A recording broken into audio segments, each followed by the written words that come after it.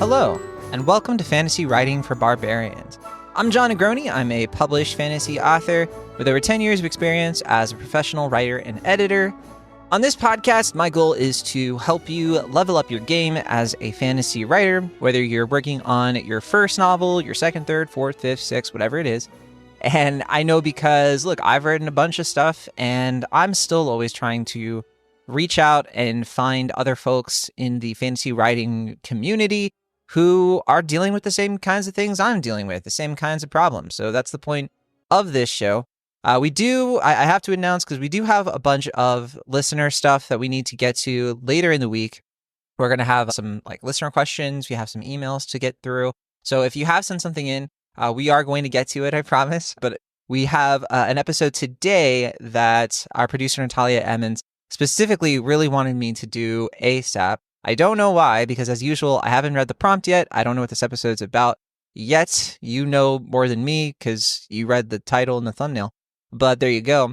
Before we get started today, don't forget, if you do like the show, please consider leaving us a 5-star rating on Apple Podcasts or Spotify, whichever one. We've gotten a few so far, and it's super appreciated. It really means a lot because it just helps make the show that much easier to get out there, to be discovered by other folks, which is what we want for sure.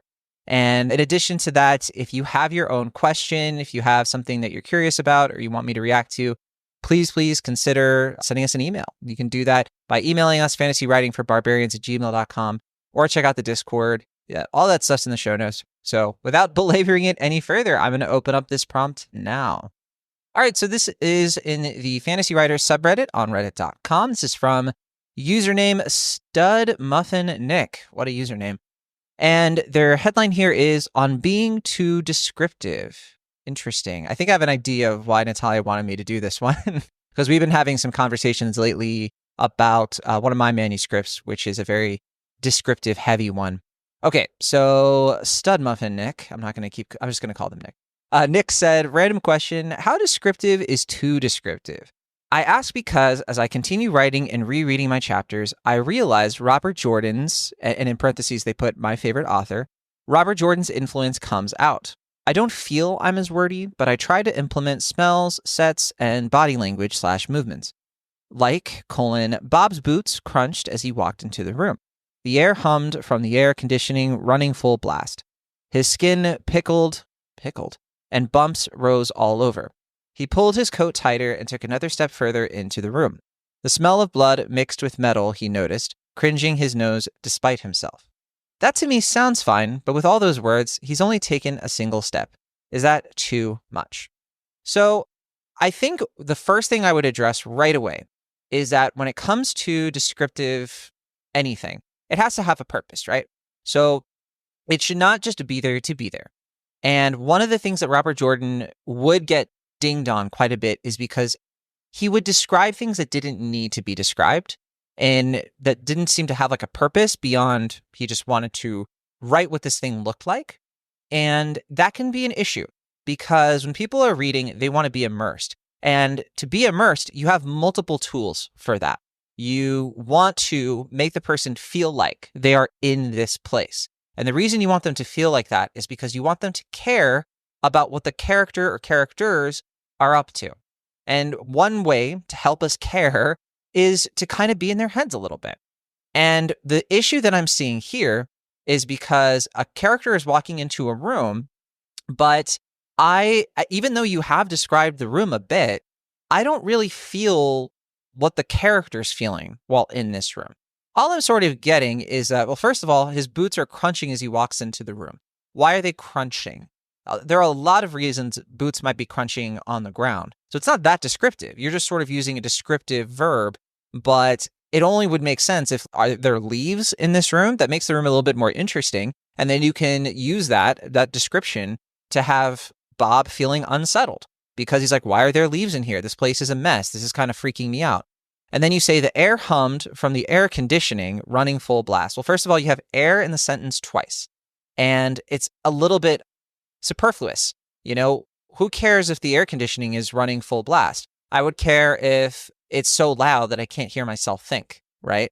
And also, if the air conditioning is running full blast, I don't know. I feel like hum is too soft a word. It would just be like, oh, there's this like, piercing sound coming from the air conditioning. Somebody needs to turn it down. That's still descriptive, but we're in the character's head. I'm starting to feel this character a bit. I'm starting to understand their perspective more. It's not just description for the sake of it. And that's usually the problem people run into. And then you have this line, his skin pickled and bumps rose all over. So I think you might have mean prickled, maybe pricked. And honestly, this is a general thing. I think a lot of these words, it's a little bit basic. There's not a lot of interesting stuff happening here. I think that you're using like very basic words, general, generic, descriptive words to get your thoughts across.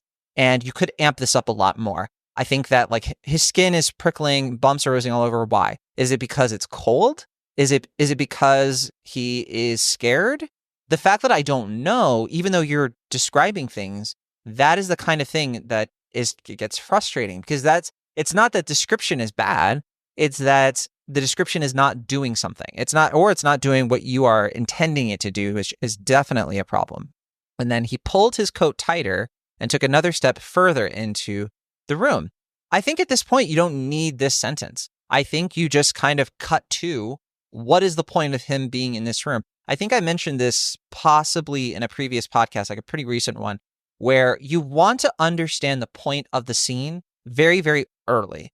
You want to get the mood of it. You want to use a word. You want to use some kind of opening line to like a thesis statement of like, this is really what the point of this scene is. It doesn't have to be explicit, but even if it's capturing the emotion of the scene, if it's capturing an attitude or a single word that hints or foreshadows at what's going to happen next, those are the kinds of little beats that take your writing from like essay, high school, college level to, oh, I'm ready to be published level, because that is just a totally different level. And this line here, the smell of blood mixed with metal, he noticed, cringing his nose to spite himself.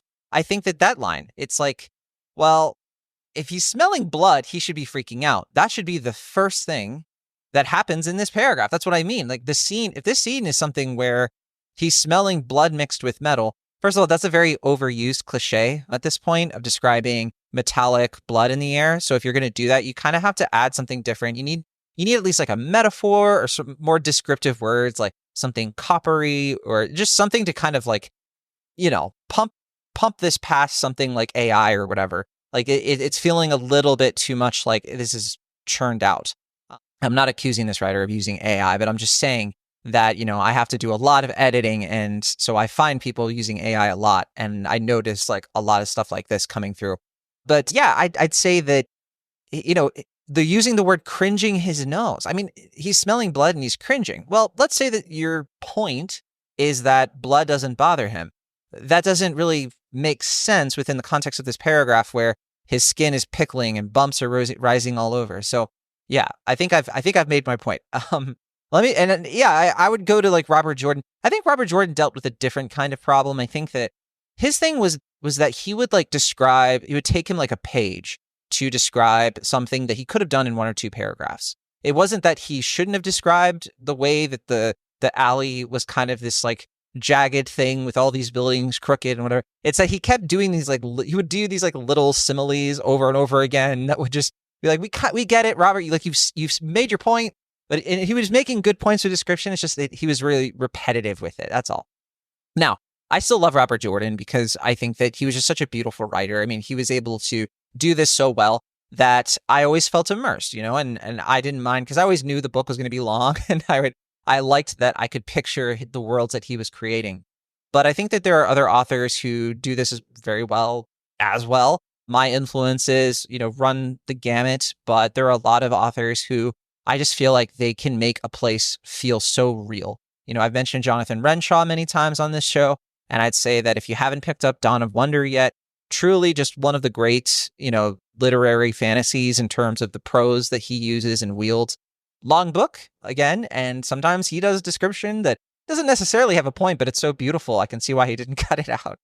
I think for me, and probably the reason Natalia brought this up again, I think, my latest manuscript, I really wanted to implement more descriptive scenes, especially early on. I've been testing this out where I've just felt like I want every chapter to be in a unique and different location. So it feels like the story is always moving. It always feels like we're going somewhere new because that's the spirit of the novel. It's an adventure novel. And to do that, I felt like, well, if we're going to all these different locations, I really need to amp up the descriptions. I really want to start almost every chapter, not necessarily with a bunch of exposition, but just a feeling of like, all right, we're putting this character in this place, and this is what this place is like. And I want the reader to just really feel the place. I want them to, I want there to be a connection, a metaphor and symbolism for this place and the mindset of the character. Those things need to be inextricably linked. When a character is walking down this like busy alley, I want them to feel, if it's crowded, I want them to feel claustrophobic. I want them, I want to get those things across because it's what's going to make your writing stand out. It elevates it. It makes it feel intentional and have a lot of purpose. So I would say that keep working on that, Nick. I think that you're on the right track of noticing, it's taking you a lot of words to get to an action, but your prose needs to be more than action. If you just get right to the action and you don't properly set it up, and if I don't really understand where I am, then that's a huge issue because then I'm not going to care about the action. I want to be able to picture it in my head. Now, of course, you need to leave a lot of things to the imagination because you can't describe everything. If you try to get every body movement across, sometimes you need to take shortcuts. And a lot of that comes in the editing. And what you want to do is give the reader just enough so that they can put it in their heads.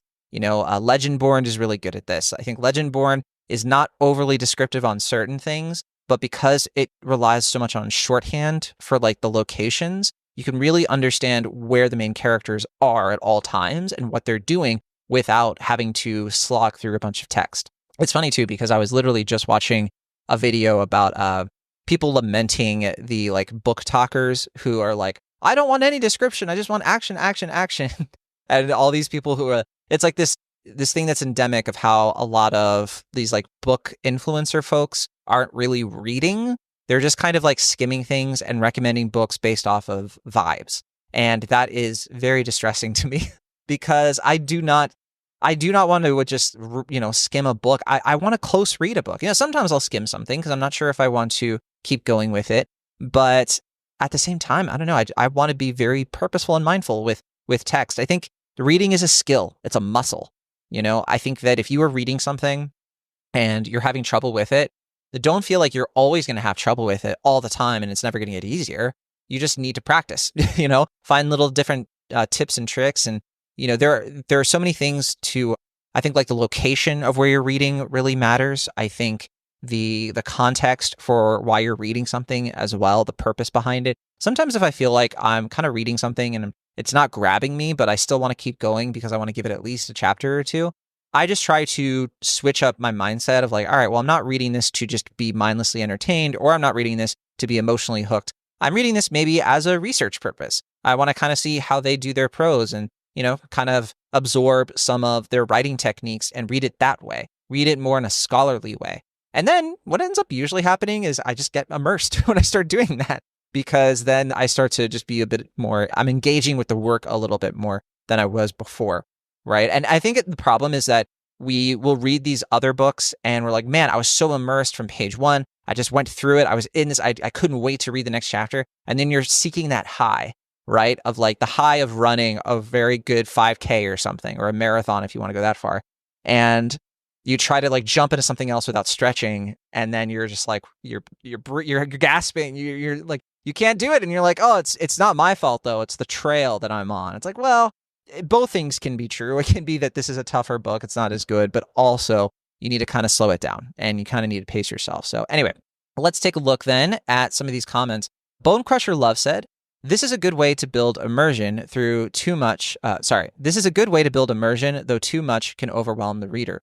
You have some clutter in there and a few things could be said more succinctly.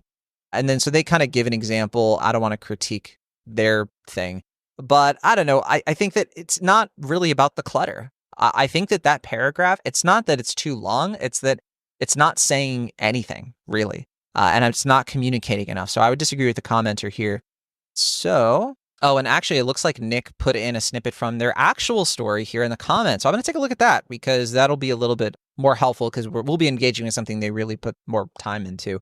So here's an actual snippet. They wrote, "Of course, this was Lola's home. She was as proud. She was as proud a Netherat." That's grammatically wrong. "She had spent her entire 16 years of life exploring the sewers and quickly learned that survival was an art. To live to adulthood where the weak are culled out, she had cultivated a tough and ruthless exterior." They have another paragraph here, but yeah, there's not a lot of description here. So this snippet maybe is just the setup, but there are way more issues that I'm seeing with this paragraph than anything having to do with description. So, like for example, of course, this was Lola's home. Maybe out of context, like that kind of throws me a little bit. Like, why? Of course, I don't really. I'm not sure why that's necessary. She was as proud a Netherat. It should be she was proud as a Netherat. I'm not sure what you're trying to say there. I don't know what a Netherat is, so again, could just be something out of context. And also, I think that's I hate to pull out show don't tell, but why? Like, what? Show me a way that she's proud. What about the home proves that she's proud as a Netherat? I'm not sure. Oh, I guess they're talking about the sewer is her home. Maybe that's why I'm kind of messing up here because I'm kind of like, there you go though. I'm trying to read this out of context and it's a struggle. So you're trying to say that because she spent her entire 16 years of life exploring the sewers, learning that survival is an art, that's something true to Netherats. That's kind of an issue because it's like, I don't know. I mean, what's special about her then? Is that something that all Netherats do? I'm not really quite sure. To live to adulthood where the weak are culled out, she had cultivated a tough and ruthless exterior. Again, it's like, show me, show me an example of her exploring the sewer that shows that she knows what she's doing, that she has survived as an art, and then you can use the tell of the show don't tell to give little snippets of the context of like, usually people wouldn't survive this long, but when, but Lola knows to duck where instead she should jump, or Lola understands that pathway goes down there, and then you use description to make it feel alive. So I think that this paragraph, it's not doing much. And then this other paragraph here is a much longer one. She walked down the damp path leading towards, should be toward, unless you're a British writer, toward the wet entry, a well-known bar whose front door should be whose with a SE. So I'm seeing a lot of grammatical errors here.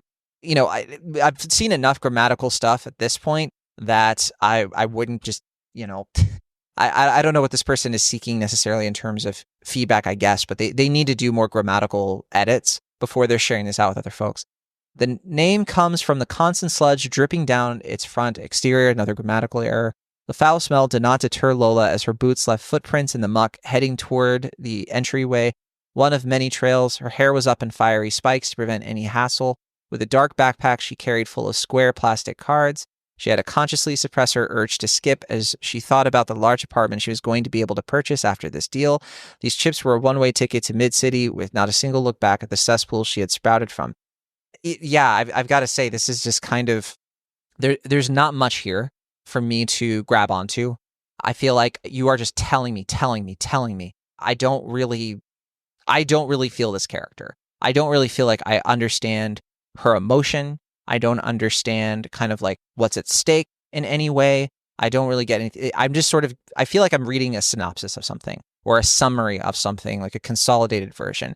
You need to work on your prose here and do some research and really write in a way that makes me feel like I'm walking step by step with this character, because right now I feel like somebody is quickly trying to tell me a couple of bullet points about somebody, and it's just not very engaging in that way.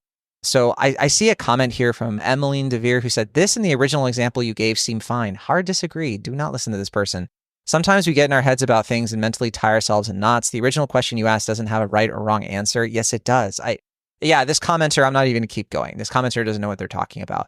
And I'm seeing other people saying, like, I like this. I think your descriptions in general are okay. I mean, different strokes for different folks. I don't think this has a lot of juice to it. I think that's, I don't know what the commenters are reading here. I think that there are a lot of issues. I think if they're just going within the context of description, I guess I can see what they mean of like, it's not like you're describing things too much. That's definitely not the issue. There's just other stuff coming here, particularly the grammatical errors, because there's so many. So let's take a look at this comment from Forest Name 33. They write, "It depends on the scene and what part of the book it is. In the first few chapters, you should focus on hooking the reader and making promises, so if the description serves that purpose, then good. If it's just general description that detracts from that and doesn't describe an important setting or creature design or whatever, then keep it very short. Once the reader feels hooked and is getting enticed by the story, you can pad up the descriptions a bit to increase immersion. So first, before I keep going, totally agree. Sorry. Finally, a commenter I agree with. I think that's spot on. I think that you don't have as much leeway with descriptions early on because, again, you kind of people need more of the context and to feel like they're already in it before they'll start giving you more of their time. That's just kind of the ruthless fact. And so you can get a little bit more playful with descriptions later on, but as always, you got to keep it purposeful, and the descriptions need to really serve multiple functions. That is helping me understand this new location, understand the context of why the character is here and what they're feeling, all that good stuff. So then they say, that being said, the examples you've given are neither over description nor are they good.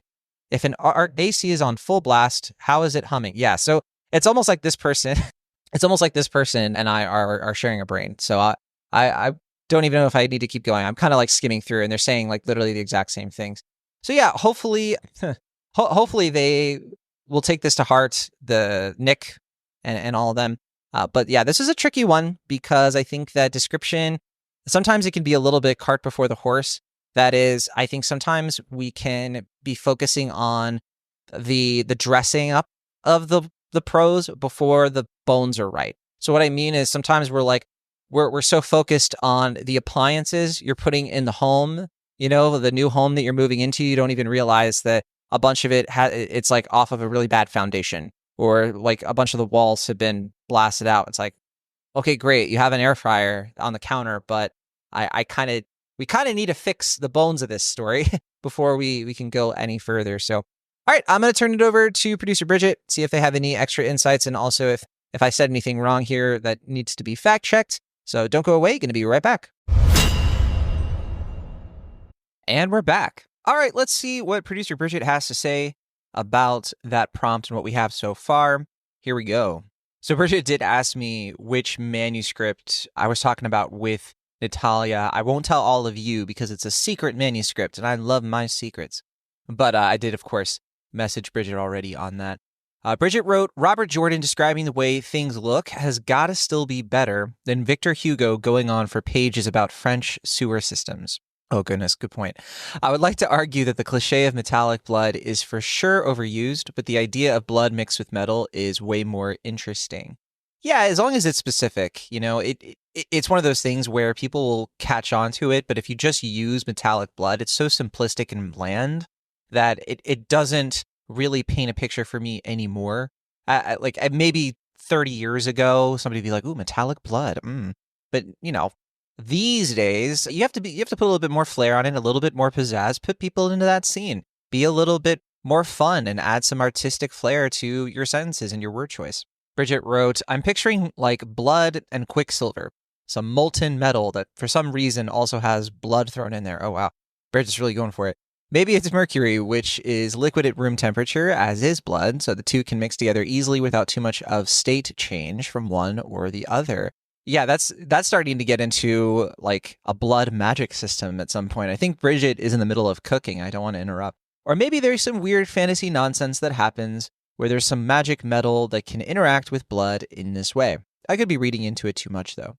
I do think OP was simply offering an example that they made up on the spot rather than an actual excerpt of something they'd written, or at least that was my assumption. Yeah, very, very true. And the thing was, I probably would have left it alone in that instance anyway, if not for two things, which first of all, they said, I think this seems fine, which to me, I was like, well, it's not, even within the criteria of like describing or not describing too much, because again, it was less about, am I describing too much? And it was more about like, why are you describing this? It was missing that soul of it, and coming up with something on the spot like that. Yeah, there you go.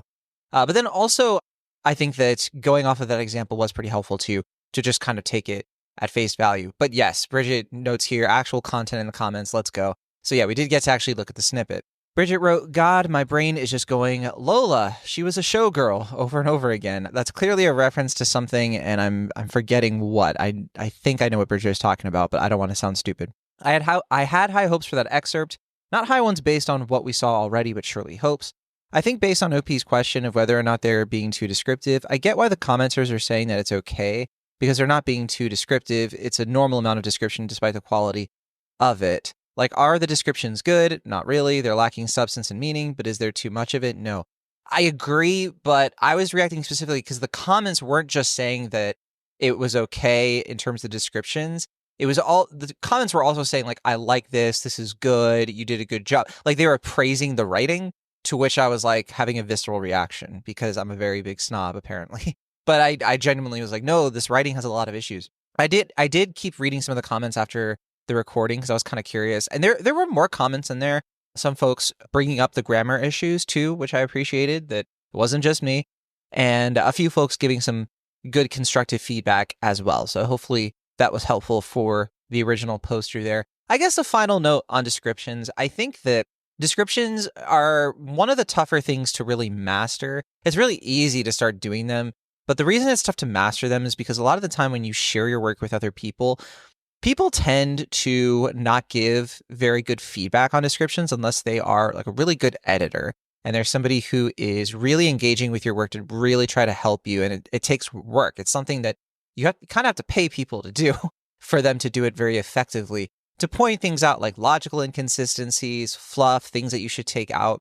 It's the kind of thing that it takes time as a writer to get better and better at noting those things on your own, or at least doing a lot of it on your own. But a lot of it too is that when you really want a scene to work, you really want a person to be in a scene, description has to be way more than just detail. There's this, especially in fantasy, there's this assumption, I think it was Brandon Sanderson who pointed this out once, there's this assumption that fantasy can't be literary, right? Where literary, we're talking about novels where the prose is king or queen, right? And fantasy for the longest time has been looked at, it's commercial, it's upmarket, it's something that's more for like popcorn entertainment versus the art house A24 neon kind of films that come out. That's the big distinction, right? People look at fantasy as like, fantasy, that's just superhero movies, Lord of the Rings movies, but, you know, the real cinema, you know, the real literary cinema, if I can use a word that shouldn't, words that don't technically go together, that's like, you know, Parasite and, you know, Minari, that's these neon movies, that's a Sean Baker film, that's maybe even sometimes you have a Christopher Nolan, which is supposed to be kind of both. But people like Sanderson, and myself included, for a long time have said that fantasy at its best is going to use some of that art house, some of that literary credibility and panache and technique and style in order to put you into the world, because that's really what literary writing should do. It should be very, not just easy to read, but fun to read. And when I say fun, I mean that it's that feeling you got as a kid. One of the first times maybe you read a book and you just were sucked into that world and you didn't want to leave it, right? It was fun. You were like, I got to do another chapter. I can't put it down. And literary techniques can help you get there. The problem is that even somebody like Tolkien understood that for him to write a whole thing about how this fox in a forest, you know, like he would write this stuff about that would like seem pointless, but it would be this amazing metaphor. It would be so fascinating. It would be extremely literary, but it would be in between a scene where a bunch of hobbits are getting into mischief and look, it's Tom Bombadil. So I think that the assumption sometimes that fantasy can be the writing is not the fun part. The writing is the stuff that I gotta do in order to get to what I really want, which is, oh, I just want to publish this book. Oh, I just want my fantasy idea to be in a book and for people to read it. Sometimes you have to really flex those writing muscles and you have to have a love for it. You need to be searching for that thrill of writing a great description, a paragraph that does all the things I've been talking about, which is I'm describing this hill and I'm likening it to how the main character feels like they're never going to get over that hill. And look at all the grooves of that hill, and every footfall could make me tumble to my untimely death. And you're putting in words, and every single word has substance. Every single word has intention. And there's a thrill to writing a paragraph like that, or 2 paragraphs, whatever. And that's the sort of high that you should be chasing. If you feel like your writing is nothing but, what word am I going to use for this? And like, yeah, sometimes it's going to be a slog. You're going to have moments like that all the time. But if that's all it is for you, that is a sign that you kind of need to work out your writing muscles. Think of it like going to the gym. If you have gone to the gym, a lot of us know the first time you go to the gym or the first time you try to do like an intense workout, it sucks. It hurts. It's not fun. But then when you get into the groove and you put the work in, over time, as you get better and better at it, sports are like this too.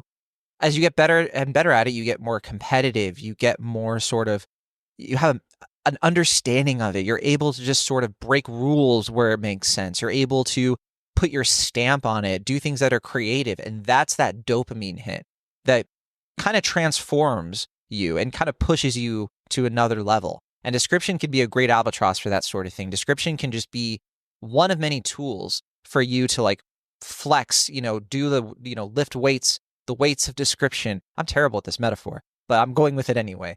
So hopefully that is even vaguely helpful. I know it's a weird one, but again, I think with descriptions, it's something that fantasy it's so crucial for us. We can't get away with setting, well, a lot of us, if you're writing a fantasy in a second world or even fantasy in a contemporary setting, we really need to use a lot of description, because even if you're in New York City and it's a fantasy where people have magic powers, you have to describe the magic powers in a way that's vivid, that really gets into people's heads and they understand it.